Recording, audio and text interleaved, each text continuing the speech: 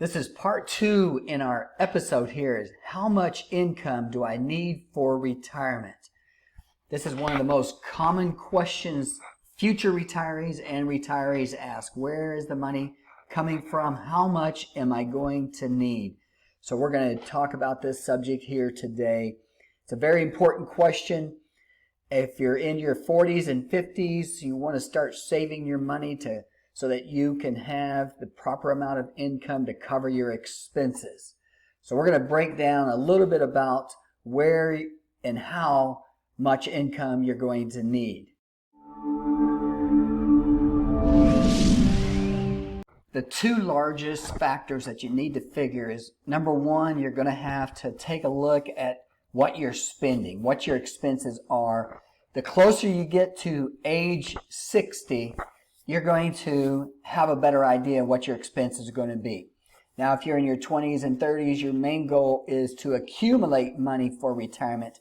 But once you get into your 50s, you want to start thinking about what are my expenses. And the second thing is, where is that money going to come from? We're looking at a chart here from GoBankingRates.com. They did some calculations here on what the average expenses are. We're looking at kind of in the mid-range here right now. This is the 27th and 28th states on the list. And we're looking at Florida here. They show that their total annual expenditure is about $60,000. It's broken down to groceries, housing, utilities, transportation, healthcare, miscellaneous. Arizona was 28 on the list with the annual expenditures of $61,163. Now we're looking at the low range here based on this survey here. Mississippi being at the low end of $51,734 and Oklahoma at $52,714. That's what they're saying it takes the average person to live on per year. Now that can change. Everybody's situation is a little bit different. Now on the high end, we have California. Annual expenditures $85,591 and Hawaii at $123,244. So we looked at some of the average cost of living in some of the lower expensive states and higher expensive, and then we looked at the mid-range, which was Florida and Arizona. Generally speaking, the folks that live on the East Coast, it's more expensive. Say up in the Northeast, it's more expensive than the center of the United States. The West Coast is more expensive than the center and the south of the United States. So the first thing that you need to do is figure out your expenses, your estimated expenses, and then you can come up with an idea of what kind of income you're going to do. We're going to do a scenario here, but first, let's look at some averages. The average home mortgage in the United States is $1,029. Now, a person that's just now starting out right now, their average home monthly cost is going to be more. It's about $1,200, $1,300 per month. Those that have had a home for quite a few years, now their monthly cost might be $700, $800 per month. They may even have their house paid for. Also, it's going to depend on the part of the country that you live in. Average rent cost right now is $1,400 per month. That's nationwide. Now, we get into some of the lower cost areas, you might get rent for $700 per month, and the higher cost areas, it's going to be over $2,000. Average auto loan is $550 per month. Average healthcare premium in retirement is about $358 per month. Pre-retirement before age 62, if you qualify for the Affordable Care Act, it might be very similar to this number here, $358, or if you're in an upper income bracket, you could be paying over $1,000 per month for your health care premiums. Average food cost is estimated about $400 per month. So we've looked at some expenses here, some average costs. The next thing we've got to do is take a look at where the income is going to come from. Here's some areas where income can come from. These are averages. Where does income come from? In retirement, Social Security, average Social Security per person is $1,508 per month, $1,508 per month. Now, if you've been a homemaker most of your life, your Social Security may be less than that. If you're in the upper income area, you may be generating income over $2,000 per month. The average person around $50,000 per year is going to be about $2,000 per month at around 62, and at full retirement age, it would be right around $2,300 per month. Those are some averages there. 401k average balance per Fidelity is $112,000. The average IRA Roth account is $115,000. So these are areas, in addition to Social Security, where income can come from. You may have a pension. Average pension is about $20,000 per year. Now, for some, it's going to be more, and others, it's going to be less. And then, of course, some people, if their Social Security or savings doesn't cover all your expenses, you may have to work. So those are areas where income can come from in retirement. I'm going to do a sample situation here. We're going to take some expenses and income and calculate where and how much our income is going to need to be for retirement here. So here's a situation here. Expenses here. We're saying the housing expense is $800 per month. This would be a person who's had the house for a while, and not necessarily someone who's just buying a house right now. But we're going to use the figure of $800 per month. Car expense, they may have their car paid for, but we're going to say $250 per month for car expense. Health insurance, $358. Food, about $400 per month. Miscellaneous cost, about $200 per month. Utilities, $300 per month.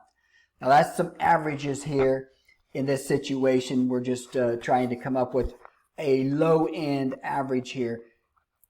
So this is what this comes up. Total expense is $2,308 per month. That's about $27,696 per year in this particular situation. Now, of course, if you're in an area where expenses are much higher, you're going to need more than that. We just went over some average cost. The low end was about $50,000 per year. Now, this situation would be a situation where your home mortgage is not as much and you have your car paid off. So it's not going to be quite that $50,000 level. So we said about $27,900 or near $28,000 per year that this person would need to generate income to cover expenses in retirement. So let's look at the income side in this scenario.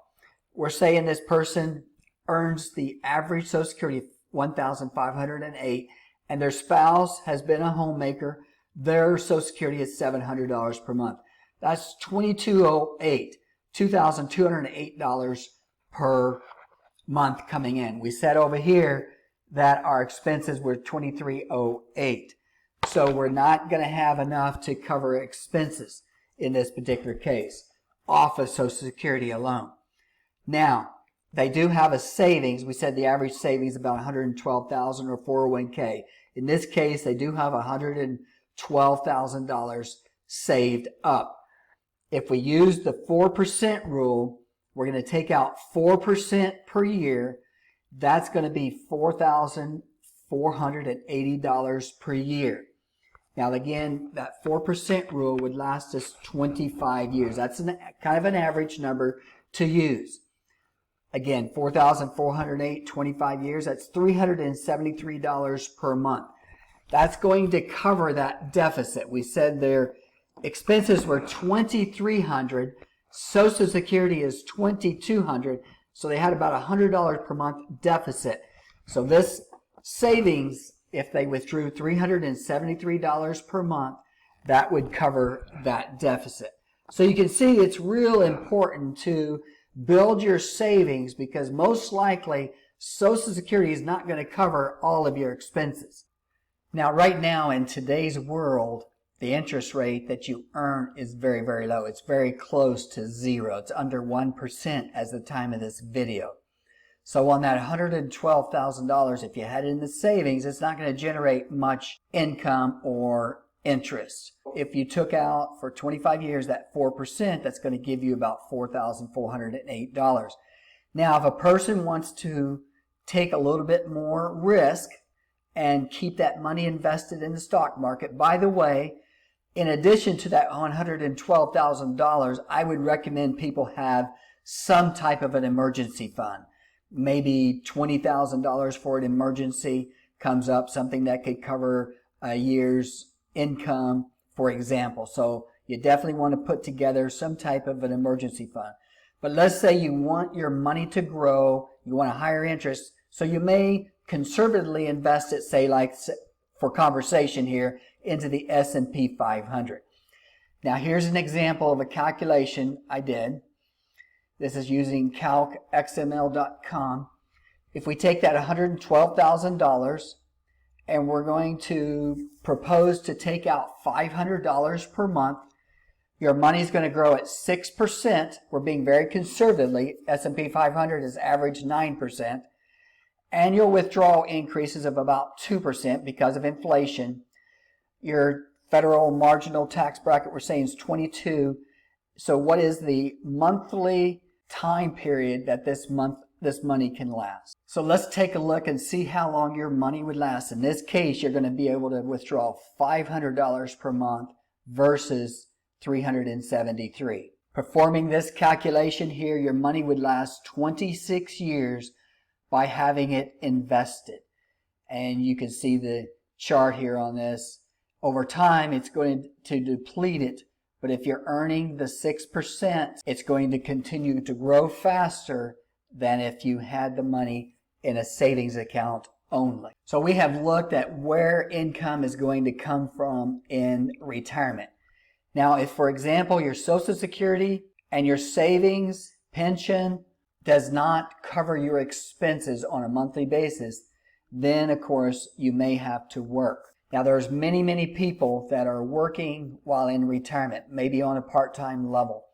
I get a lot of questions from viewers that are working and want to know how Social Security works if you are working. We do have some good videos on that. You can check our site for those.